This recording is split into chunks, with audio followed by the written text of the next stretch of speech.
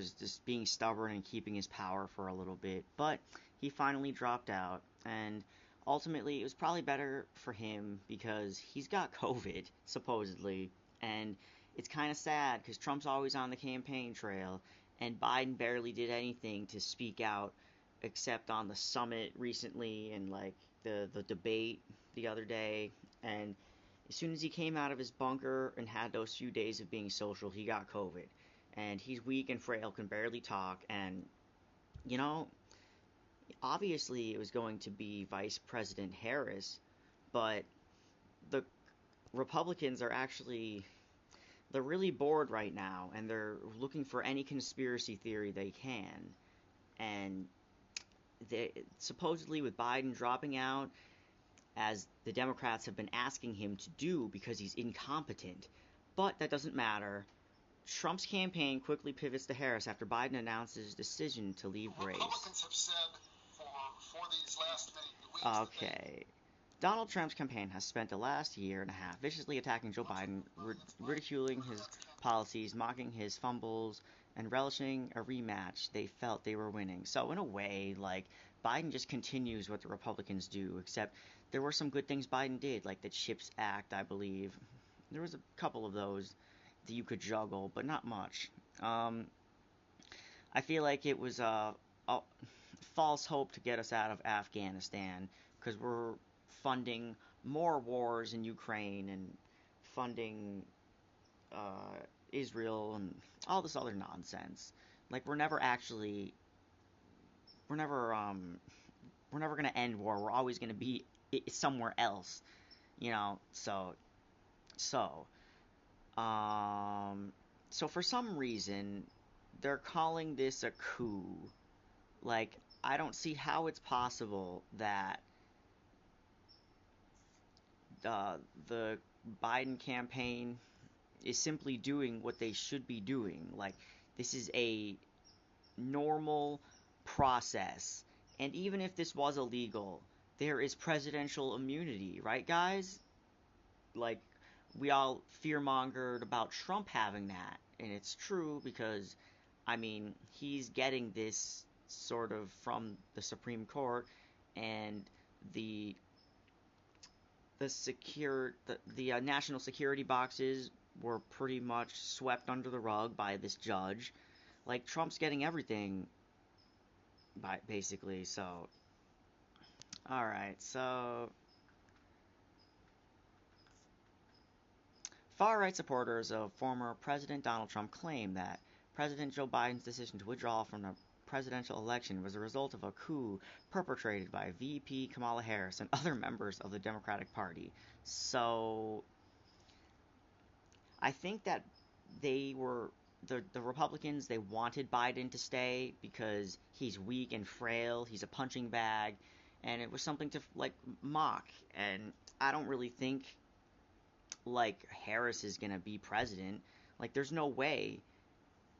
If this general election Trump versus Harris poll is true, I mean, this is I really don't see how Harris is actually going to lose, or sorry, win.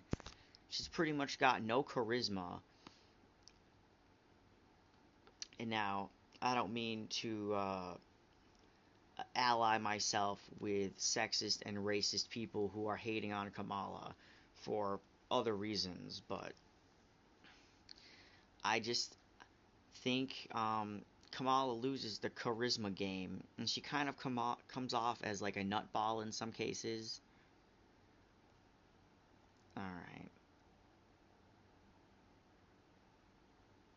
Far right now just means not a commie. So how does the far left feel about Democrat elites picking the candidate for them?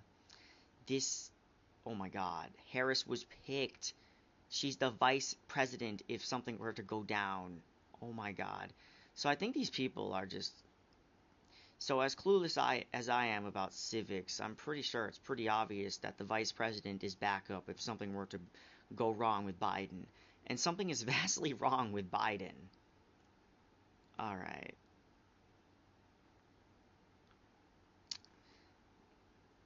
Morning consult. Oh.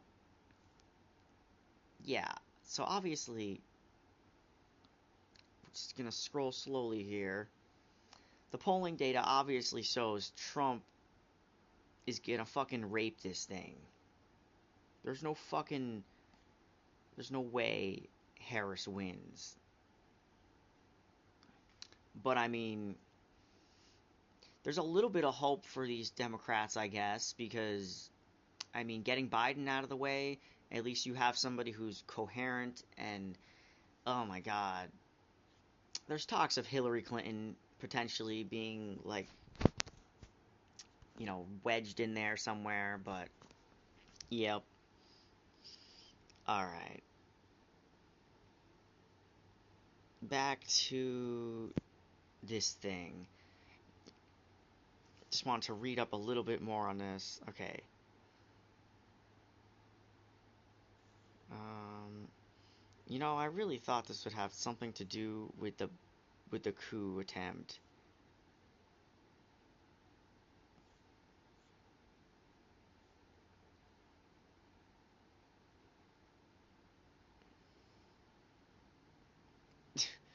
Oh my god.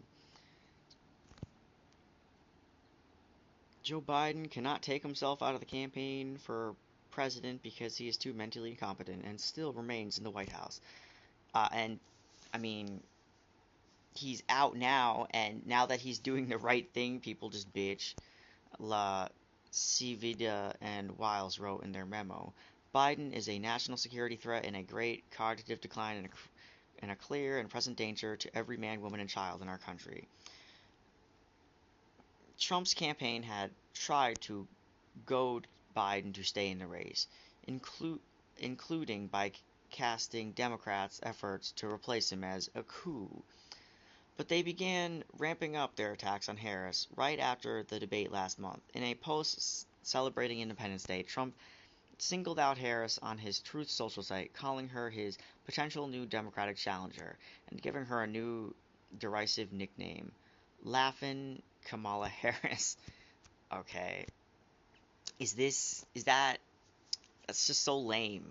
Like, that's not even clever. Okay. Well, Trump insisted publicly that he still believed Biden would be the ultimate nominee. He was captured in an expletive-laced video saying he thought she was going to be better as a rival. She's so bad. She's so pathetic, he said. As at his rally in Michigan Saturday night, Trump polled the crowd, asked if they'd prefer that he face Biden or Harris. The crowd erupted into cheers when Trump mentioned Biden. Harris's name was met with boos. Well, again, this is part of their ideology of thinking that this would be undemocratic to like switch out the president. Anyways, he also continued to mock Harris, laugh, and called her nuts and crazy. When the news finally came, Republicans were ready. Less than an hour after Biden's announcements, Trump's campaign was filling its social media channel with clips of past Harris statements that could turn off voters, including one of her supporting a ban on plastic straws. Trump's chief super PAC, MAGA Inc., also released a new ad that tried to blame Harris for Biden's policies. They created the mess. They know Kamala owns this failed record, says the narrator. The chaos now engulfing the Democratic Party as it scrambles to find new candidate comes just days after the conclusion of the Republican National Convention, where Republicans rallied around Trump, presenting a unified front after he narrowly survived an attempted assassination at a rally in Pennsylvania. Republican National Committee Chairman Michael Whatley cast the unfolding situation as quite a split screen. We are completely unified party, Whatley said in an interview for Fox Channel, while the Democrats are in free fall. So, this is sort of true, mostly because I don't think the left that are being manipulated to vote Democrat really want to go as far to vote Hillary. And I guess it would be this moment to have the first female black president, but that's not saying much when it's just like diversity, but just doing the corrupt thing like the status quo does. I don't know. My husband said, why not? And said it would just continue the status quo regardless, so get it out of the way. Oh my god. It remains unclear, however, how a new candidate atop the Democratic ticket will change the dynamics of the race. Polling has shown Harris' favorability ratings are similar to those of Trump's and Biden. A June AP NORC poll found about 4 in 10 Americans have favorable opinions about her, though the share of those who have unfavorable opinions was slightly lower than for Trump and Biden. At 59 years old, Harris would be marked generational contrast to Trump, who turned 78 last month. She would also be the first black woman and first person of South Asian descent to serve as president, a potentially a barrier-breaking candidacy that could draw new support for the women, minority voters, and younger voters. So this is pretty stupid that just because she's like this thing all in one, that just brings support for that. Like, that's so stupid in my opinion. Like, people know who Kamala Harris is. They know the lack of charisma. If they do any research on her than just her fucking bloodline, like, then they wouldn't be voting for her. Joe Biden wouldn't be president. The left wouldn't have voted like this, and we wouldn't have been so freaked out by Trump if we could have had somebody who was competent more than Joe Biden. Like, this is insane. Like, the left are really just, they fumbled all of this. Alright. Trump has a long history of making insulting comments about women of color, something Harris is likely to highlight on the debate stage and campaign trail. So there's a big difference between minorities that still need help in America and trying to virtue signal by saying I'm just like you and not really doing anything. Harris has also been the Biden administration's leading voice on abortion rights, an animating issue for Democrats since the overturning of Roe v. Wade that could again motivate turnout this fall. Facing the prospect of debating a former prosecutor, Trump on Sunday called for a change of venue to friendlier territory for the next debate, saying it should be moderated by Fox News instead of the previously agreed to ABC. Speaking at an event hosted by the University of Chicago Institute of Politics and the Cook Political Report, Fabrizio, the pollster, said last week that Harris is fairly under-refined for a vice president. Quote, the one thing voters know about her is her laugh, Fabrizio said, and that cuts both ways for her. Republicans have also hinted at the possibility that they could try to take legal action to keep Biden on the ballot. But Edward B. Foley, a law professor who heads the Ohio State University's Election Law Center, said political parties control their nomination processes and any legal challenge by Republicans would be unlikely to succeed. Quote, I just don't see how the Republican Party or anyone associated with the Republican Party would have any standing to bring any litigation in connection with this, he said. Unlike general elections and primaries, voters provide input, but they don't control the decision. So, we still don't know the full poll data that will come out in like a week potentially that shows whether or not the shooting gave Trump a